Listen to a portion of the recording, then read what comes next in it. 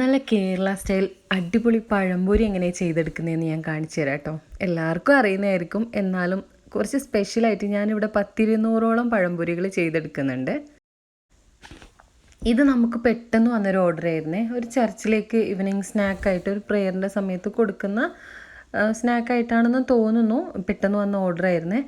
നമ്മൾ 125 പഴംപൊരിയാണ് അവർക്ക് കൊടുക്കാനുണ്ടായിരുന്നത്. ബാക്കി ഇന്ന് ഇഫ്താറിൻ്റെ സമയത്ത് നമ്മളെ പള്ളിയിലേക്കും കൂടി കൊടുക്കാൻ വേണ്ടിയിട്ടാണ് പ്ലാൻ ചെയ്തിട്ടുള്ളത്. അങ്ങനെ അതിനായിട്ട് 2 kg മൈദ ഞാൻ ഒരു പാത്രത്തിലേക്ക് തട്ടി കൊടുക്കുന്നുണ്ട്. ഞാനൊരു അപ്രോക്സിമേറ്റ് കണക്കെടുത്തിട്ടാണ് കേട്ടോ ചെയ്യുന്നത്. എന്തായാലും 2 kg വേണ്ടി വരുമെന്ന് എനിക്ക് ഉറപ്പായിരുന്നേ. അതിന് വേണ്ടിയിട്ട് 2 kg മൈദ ഞാൻ ഇതിലേക്ക് പാത്രത്തിലേക്ക് തട്ടി കൊടുത്തിട്ടുണ്ട്. പിന്നെ അതിലേക്ക് ഒരു 1/4 കിലോ പോലും പഞ്ചസാര ഇട്ട് കൊടുക്കുന്നുണ്ട്. പിന്നെ ഒരു 3-4 പിഞ്ച് ഉപ്പ് ചേർത്ത് കൊടുക്കുന്നത്. ഉപ്പ് മസ്റ്റാണ്. പിന്നെ ഒരു ചെറുതായിട്ടൊരു കളറിന് വേണ്ടിയിട്ട് മഞ്ഞൾപ്പൊടി യൂസ് ചെയ്യുന്നുണ്ട്. അത് നിർബന്ധമൊന്നുമില്ല, മഞ്ഞൾപ്പൊടി ഇല്ലെങ്കിലും കുഴപ്പമൊന്നുമില്ല. പിന്നെ അതിലേക്ക് കറക്റ്റ് 1 ലിറ്റർ വെള്ളമാണ് ഞാൻ ഒഴിച്ചു കൊടുത്തിട്ടുള്ളത്. 1 ലിറ്റർ വെള്ളമൊന്നും ഇതിൻ്റെ അടുത്ത് പോലും എത്തിയിട്ടില്ല. ഞാൻ പിന്നെയും ഒരു 1/2 ലിറ്റർ വെള്ളം കൂടി കറക്റ്റ് ഒഴിച്ചു കൊടുത്തിട്ടുണ്ട്. എന്നിട്ട് ഒട്ടും കട്ട പിടിക്കാൻ സമ്മതിക്കാതെ എന്ത് ചെയ്യണം, വീണ്ടും വീണ്ടും വെള്ളം ഒഴിച്ചു കൊടുക്കുന്നുണ്ട്. ഞാനിതിലേക്കൊരു 2 ലിറ്റർ പഴംപൊരിക്ക് കുഴയ്ക്കുമ്പോൾ ശ്രദ്ധിക്കേണ്ട ഒരു കാര്യം എന്താണെന്ന് വെച്ചിട്ടുണ്ടെങ്കിൽ, ഒരിക്കലും കട്ട പിടിക്കാതെ വേണം ഇളക്കാൻ. ഒരേ ഒരു ഡയറക്ഷനിലേക്ക് കുഴച്ചെടുക്കുകയാണെങ്കിൽ വളരെ നല്ലതാട്ടോ. പിന്നെ ഒരുവിധം കുഴഞ്ഞെന്ന് കണ്ട സമയത്ത് ഞാൻ അതിലേക്ക് ഒരല്പം പത്തിരിപ്പൊടി കൊടുക്കുന്നുണ്ട്. ഞാൻ യൂഷ്വലി ചേർക്കാറുള്ളതാണ്.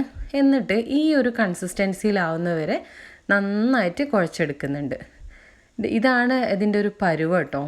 ജസ്റ്റ് ഇങ്ങനെ ഡ്രിപ്പായിട്ട് വീഴുന്ന രീതിയിലേക്ക്. ലാസ്റ്റ് ഞാൻ ഒരു അല്പം ബേക്കിംഗ് സോഡ, കുറേ ഒന്നും ചേർക്കുന്നില്ല കേട്ടോ, ആ ഒരു അളവിൽ മാത്രമാണ് ഞാൻ ചേർത്ത് കൊടുത്തിട്ടുള്ളത്. ഒരു ടീസ്പൂണൊന്നുമില്ല, കുറഞ്ഞൊരളവിലാണ് ചേർത്ത് കൊടുത്തിട്ടുള്ളൂ. പിന്നെ ഈ ഒരു കറക്റ്റ് കൺസിസ്റ്റൻസി കീപ്പ് ചെയ്യുകയാണെങ്കിലും എന്തായാലും പഴംപൊരി അടിപൊളിയാവും. ഞാനിതാ പിന്നെ ഫ്രൈ ചെയ്യാൻ വേണ്ടിയിട്ട് ഏകദേശം 1 കൊല പഴം എടുത്തിട്ടുണ്ട്. ഇതൊരു 6 kg വെയിറ്റ് വരുന്ന കൊലയായിരുന്നേ, പഴക്കൊലയായിരുന്നു. പഴംപൊരിക്ക് നമ്മൾ പിന്നെ പ്രത്യേകം ശ്രദ്ധിക്കേണ്ടത് നന്നായിട്ട് പഴുത്ത പഴം എടുക്കാൻ ശ്രദ്ധിക്കണം കേട്ടോ. ഈ ഒരു ബ്ലാക്ക് ഷെയ്ഡൊക്കെ വന്നിട്ടുള്ള പഴമാണ് എടുക്കാൻ നമ്മൾ പ്രത്യേകം ശ്രദ്ധിക്കേണ്ടത്. അത് ഞാനിങ്ങനെ കൊലയിൽ നിന്നൊക്കെ അറുത്ത് മാറ്റിയതിന് ശേഷം ഓരോന്നോരോന്നായിട്ട് ഇങ്ങനെ പടല എന്ന് പറയില്ലേ, അതിൽ നിന്ന് ഇങ്ങനെ വേർപെടുത്തി എടുക്കുന്നുണ്ട്. പിന്നെ എല്ലാ കാര്യങ്ങളൊക്കെ സ്പീഡായിട്ടാണ് ചെയ്യുന്നത് കേട്ടോ. കാരണം നമുക്കിന്ന് 5 മണിക്ക് തന്നെ കൊടുക്കേണ്ടതാണ്. ഞാൻ ജസ്റ്റ് പണി സ്റ്റാർട്ട് ചെയ്യുന്നത് 2 മണിക്കാണ്. അങ്ങനെ തോല് മുഴുവൻ പൊളിച്ചെടുത്ത് വെച്ചിട്ടുണ്ട്.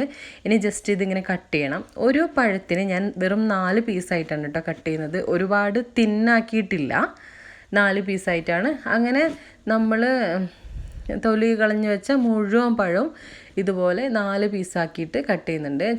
ചില ഭാഗങ്ങളിൽ ഇങ്ങനെ കേടൊക്കെ തോന്നുന്നതൊക്കെ ഞാൻ ഒഴിവാക്കിയിട്ടൊക്കെ തന്നെയാണ് കേട്ടോ. അങ്ങനെ ഈ പരിപാടി ഞാൻ ചെയ്യുമ്പോൾ മിണ്ടാതെ കൗണ്ട് ചെയ്താണ് കേട്ടോ ഇങ്ങനെ കട്ട് ചെയ്ത് ഇങ്ങനെ ഇട്ടിട്ടുണ്ടായിരുന്നത്.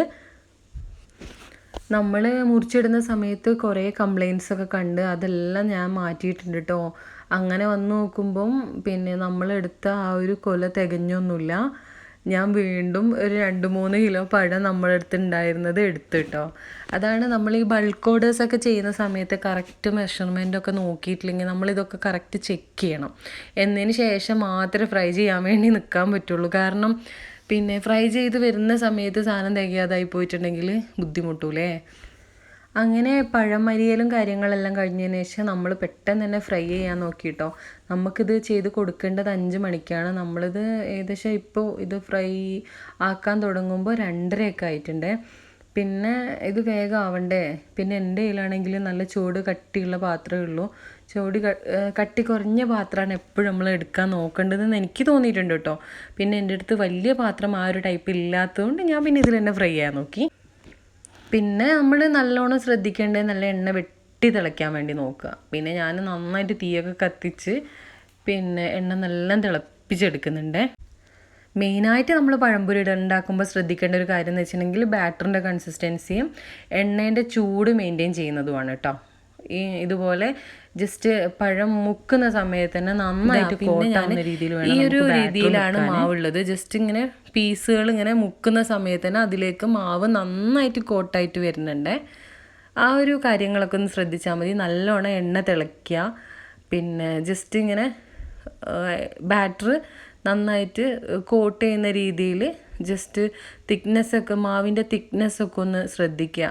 കാരണം പ്രത്യേകിച്ച് നമ്മൾ ബൾക്ക് ഓർഡേഴ്സൊക്കെ എടുക്കുകയാണെങ്കിൽ എല്ലാം റെഡിയായി കിട്ടണമല്ലോ. കാരണം മാവൊന്നും റെഡി ആയിട്ടില്ലെങ്കിൽ അത്രയും ക്വാണ്ടിറ്റി സാധനമാണ് നാശമായി പോവുക.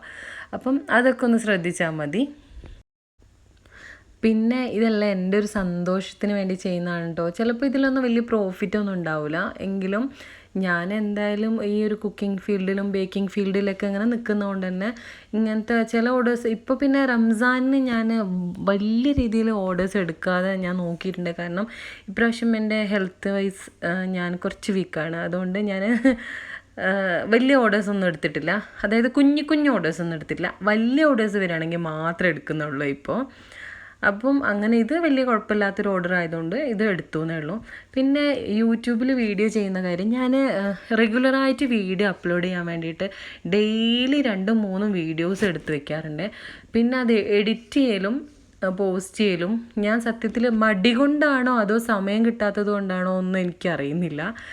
പിന്നെ അങ്ങനെ ഇന്ന് ഞാൻ രാത്രി കിടന്നതിന് ശേഷമാണ് കേട്ടോ ഇങ്ങനെ ഓർത്തത്, ഞാനിന്ന് നല്ലൊരു ചൂടുള്ള പഴംപൊരീൻ്റെ വീഡിയോ എടുത്തിട്ടുണ്ടല്ലോ, അത് ഞാൻ ഇന്ന് ചൂടോടെ ഇന്നോ അല്ലെങ്കിൽ നാളെയോ പോസ്റ്റ് ചെയ്യണമല്ലോ എന്ന് വിചാരിച്ചിട്ട് ഞാൻ ജസ്റ്റ് ഇപ്പോൾ രാത്രി 1 മണി ആയിട്ടുണ്ട് കേട്ടോ. അപ്പോഴാണ് വന്ന് വോയിസ് ഓവർ കൊടുക്കുന്നത്.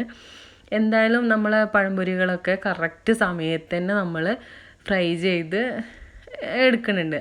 കറക്റ്റ് 4:50 കേട്ടോ അത് ഫ്രൈ ചെയ്ത് ആക്കണത്. അപ്പോഴേക്ക് റഷ്യക്ക് അത് ഇങ്ങനെ വന്ന് എണ്ണി പാക്കൊക്കെ ചെയ്ത് ആൾ കറക്റ്റ് സമയത്ത് തന്നെ ഇത് ഡെലിവറിയും ചെയ്തു തന്നു കേട്ടോ.